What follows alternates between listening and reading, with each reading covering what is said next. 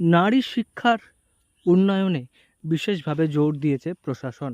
নারী শিক্ষার পাশাপাশি আদিবাসী সমাজের যাতে উন্নতি হয় সেজন্য প্রশাসনের তরফ থেকে একাধিক প্রকল্প আনা হয়েছে। ধীরে ধীরে আদিবাসী সম্প্রদায়ের মানুষজন এগিয়ে যাচ্ছেন, কিন্তু তার মধ্যেও একটি বিষয় চিন্তায় ফেলেছে প্রশাসনকে, চিন্তা বাড়িয়েছে আদিবাসী সংগঠনগুলির।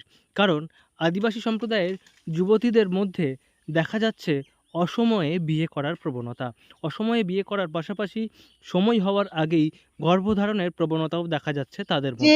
মানে খুবই কম বয়সে যে ছেলেমেয়েদের একটা বিয়ে করার প্রবণতা, এটা কিন্তু দেখছি আবার বাড়ছে। আগে আমাদের খুব পুরনো সময় এরম ছিল যে বয়ঃসন্ধি হতেই মেয়েদের বিয়ে হয়ে যেত, সেটা দেখছি আবার ফিরে আসছে। আমি জানি, মনে করি যে বয়ঃসন্ধি হয়ে গেছে মানে সে একটা চাইল্ড নিতে পারবে, ইট ইজ নট সো।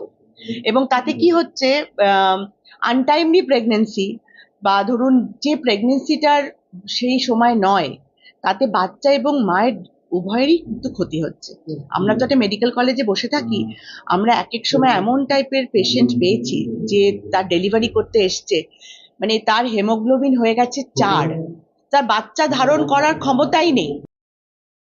বিশেষজ্ঞ চিকিৎসকদের মতে সময়ের আগে গর্ভধারণ করার ফলে মা এবং শিশু দুজনেই বিপদের সম্মুখীন হচ্ছে। হাই রিস্ক প্রেগন্যান্সি দেখা দিচ্ছে এবং একই সঙ্গে দুজনেরই জীবন সংশয়ের মতো ঘটনা সামনে আসছে এবং সেগুলি যেমন চিকিৎসকদের কাছে চ্যালেঞ্জ হয়ে উঠছে, পাশাপাশি সেগুলি তাদের জীবনকেও বিপদের মুখে ঠেলে দিচ্ছে।